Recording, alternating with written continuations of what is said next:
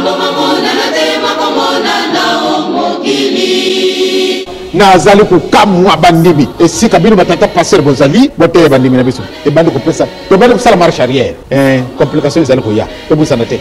Olá, eu sou a mamãe Yuri do GTQ Cabinda. Você está acompanhando o Kimbangu 21. Viva o centenário! Viva!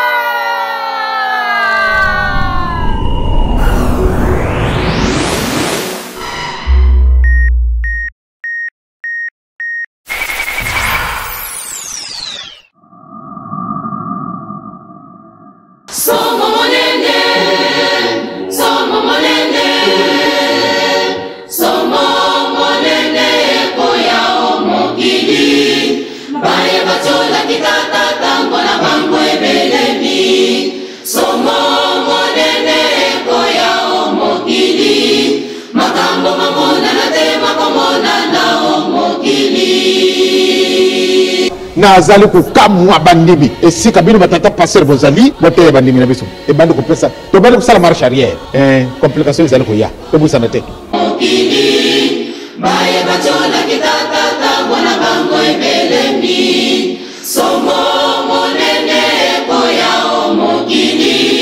Makambo mamona na tema komona nao mokili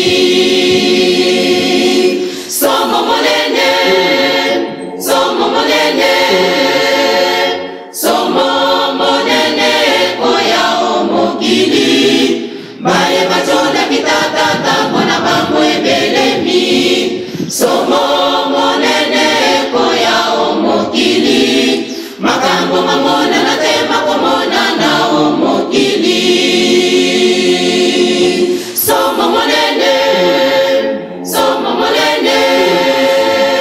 somo monene koya mokili baye bachona kitata tambona bango ebelemi somo monene koya mokili makambo mamona na tema komona nao mokili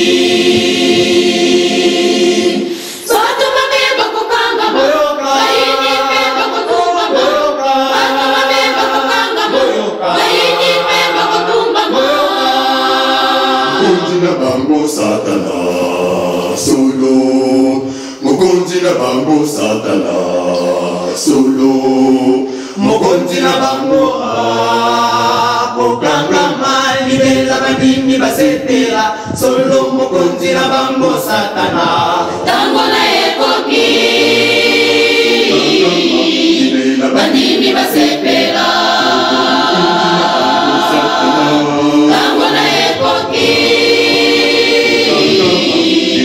bandimi basepela tango na ekoki bandimi basepela tango na ekoki bandimi basepela bato mabeba kokanga moyo kaini peba kotumba moyo bato mabeba kokanga moyo kaini peba kotumba moyo mokonzi na bango Satana solo mokonzi na bango Satana solo mokonzi na bango kokanga mali bela bandimi basepela solo mokonzi na bango Satana tango na ekoki bandimi basepela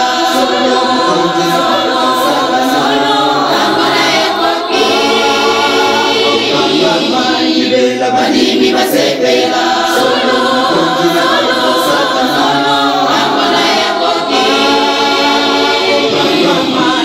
bandimi basepela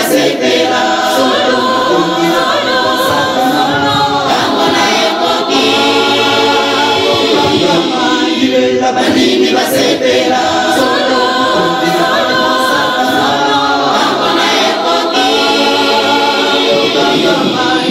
bandimi basepela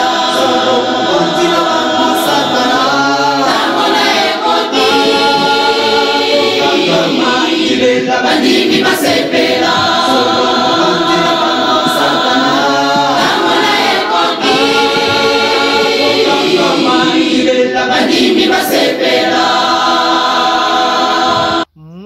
obrigado por teres assistido nosso vídeo até ao fim. Se realmente gostaste do vídeo e queiras acompanhar outros vídeos como mensagem dos papais, dos cultos e entre outras variedades de músicas quimbanguista, bastará apenas acessar a nossa página da YouTube Quimbango 21. Te garanto que não vais perder nada. Viva Centenário!